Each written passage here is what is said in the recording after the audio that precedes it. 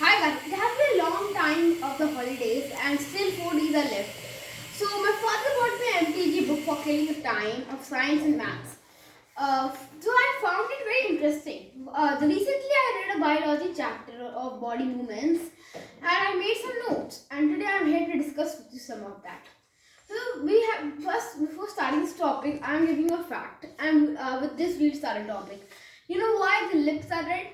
It is because it is only a muscle. No skin has covered it. And where you see my hands, it is skin, but in the lips there is no skin. So they are muscles. And if we remove our skin and the muscles, we see the bones, the skeletal system of the body. The skeletal system is needed for all the movements, even the simplest one. So first let's see about movement and locomotion. Movement means moving any part of a body, like when I am discussing with you, I'm moving my jaw to speak and I'm moving my hands. And locomotion means when I'm walking here and there, like it is locomotion means moving the whole body from one place to another. Then skeletons of two types: endoskeleton and exoskeleton. Endoskeleton means the skeleton inside the muscles and all, which we human beings and other mammals have and reptiles. And exoskeleton means that the skeleton outside the body, like snail has and tortoise has.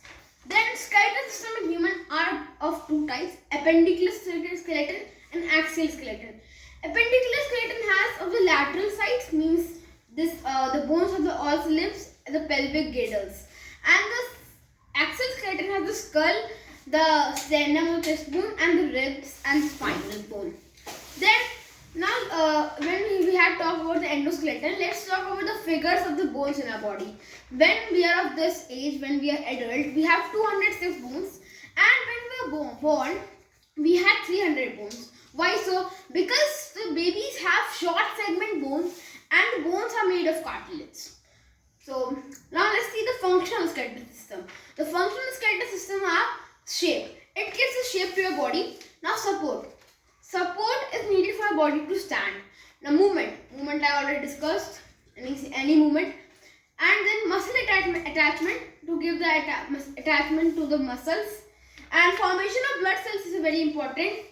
That the bones have a hollow and spongy structure known as bone marrow, where the red RBCs are created, red blood cells. And breathing and hearing is also a function of the skeletal system. And now let's talk about the parts consisting of the skeletal system. So in this figure, you would be seeing a skeletal system drawn by me. Here, first of all, we see from the head we go the skull. It has 22 bones. Then the clavicle, the shoulder one. Then the scapula here, and the mandible is jawbone. Sternum the chest bone, and the ribs here. The ribs here, humerus here, and the ulna here, radius here, carpals here, metacarpals here, phalanges here, backbone or we can say spine here. It has 33 bones. The pelvis here, sacrum here, femur, the longest bone here, the patella here, tibia and fibula, tarsals, metatarsus and phalanges. Now for learning these bones, I have made a mnemonic which I have not made. My father told me that it is 5 written in separate line, below it MP, then below it TCRF, then below it U and below it H. Now, if the logic behind the mnemonic is that if we see the 5, it looks like S. So we can say that the 5 bones starting from S. Then MP, the logic is that the odd number before 5 is 3. So 3M and 3P, it means 3 bones starting from M and P. Then TCRF. Here it is a little tricky. T stands for 2 and CRF means central reserve force. So TCRF means 2 bones from T, C, R and F. Then UH means single bone from U, single bone from H. Now if we decode it, it will be like 5 S bones, 3 M bones, 3 P bones, 2C, 2R, 2R, 2F,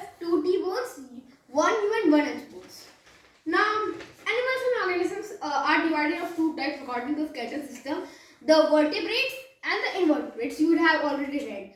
Vertebrates are the animals which have backbone, and invertebrates which don't have backbone.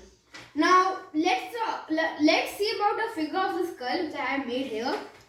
This skull consists of the frontal bone, the nasal bone, the lacrimal bone here, the suture, a joint in a head, the maxilla, the lips one, and the mandible, the jawbone.